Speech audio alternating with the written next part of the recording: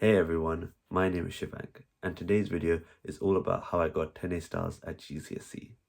So this video is split up into 3 different sections. I'll firstly be talking about my revision strategy and why I think it worked for me. Secondly, I'll be talking about past papers and why it's really important to utilize them. And finally, I'll be talking about what to do before the exam and also on the day of the exam. So without further ado, let's get started. So, firstly, with a revision strategy, again, this does vary from person to person. Some people really like cramming the night before the exam, whereas other people like working throughout the year so it's less stressful. So it really does depend.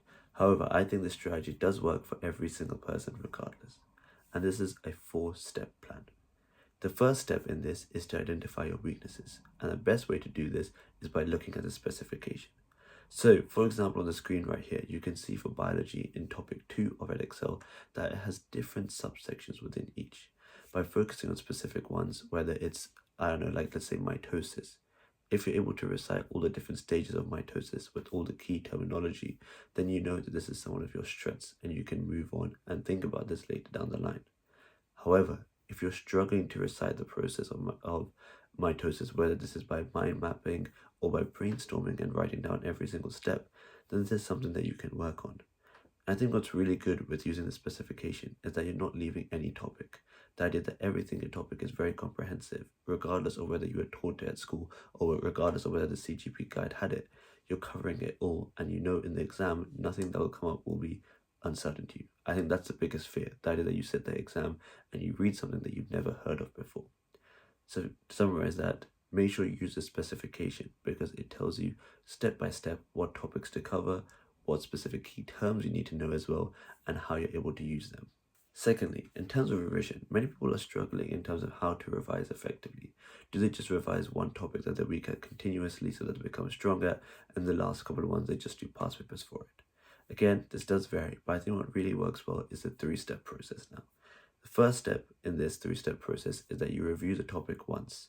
So you review the topic once, you may understand 40% of this. Whether this is using the school notes or the CGP guide, you're just trying to understand the basic principles, and there's no real memorization at this point. Then, using active recall, you leave it for around a couple of days, let's say 2 or 3, and then you have another glance at this.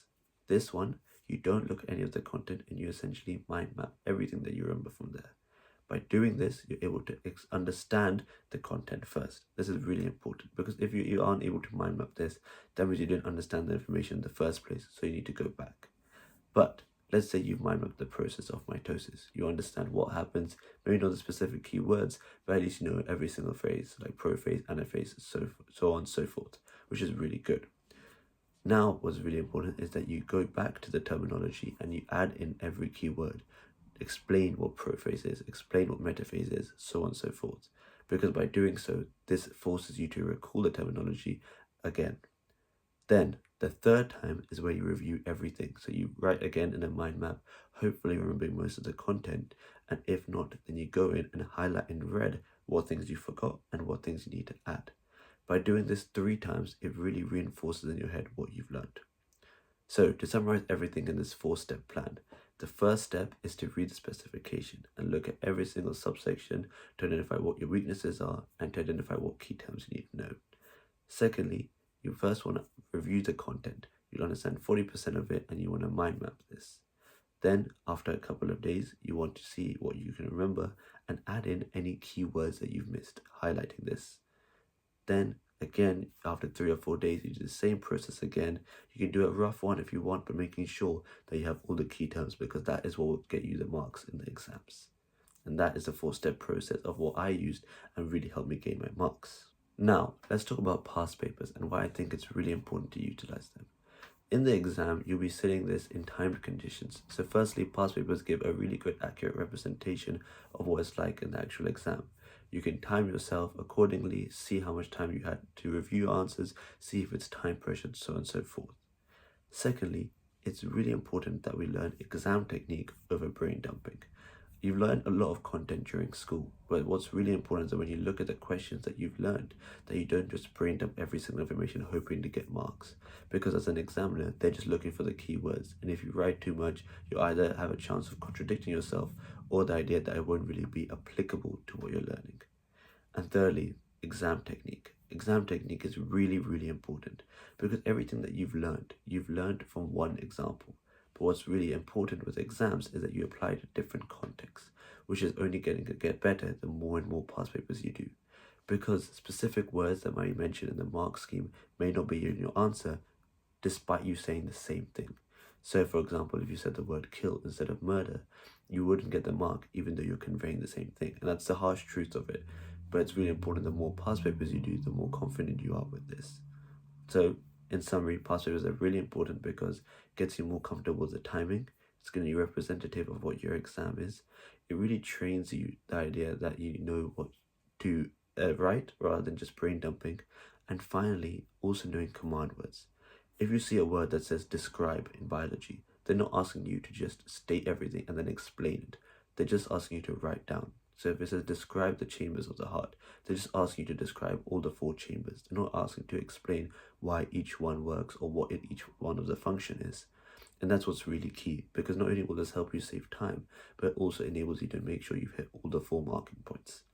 And finally, before and on the day of the exam. So a couple of days before the exam, it's really important that you review the content. And if you feel like you don't have much time before the content, review the high yield content. What I mean by this is don't revise some specific nuanced topic, because it's unlikely to come up, and B, you'll be learning a lot of terminology that's going to be wasting a lot of time for maybe 1 or 2 marks.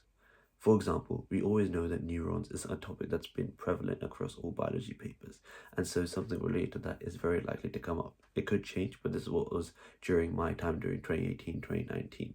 And so that was a topic that I really focused on and was able to see in the exam. However, by focusing my version on a specific topic wouldn't be really great use of my time. Secondly, on the day or just before the exam, do not do any past papers the day before the exam, because first of all, it won't be representative because you'll be in a stressful situation, and the idea that you think wherever you get in the past paper, you get the day after, which isn't really accurate. It'll only make you more stressed for the next day, because you think if you didn't do that well in the past paper, you'll think that you won't do well in the actual exam. So it's really important that on the day or the day before the exam, you don't do any past papers, but just review high yield content and just go to sleep early. And then on the day, and I think this is really, really important, I had a sheet of paper in which I made most common mistakes. So from my past papers, I had loads of mistakes that I kept making, whether it was misreading the question, whether it's specific topics. I made sure to highlight the specific sections within the specific topics that I kept getting wrong. So on the day of the exam, all I have to do is just review the content, review what points I kept making a mistake on, and as a result, on the day of the exam, I had a fresh memory of all of this. And I think that's really important. And at the end of the day, the GCSEs are really a good representation of how much effort you put in. The more effort you put in with the specific mark schemes really does show. So best of luck to anyone who's giving the GCSEs this year, and hopefully it all goes well.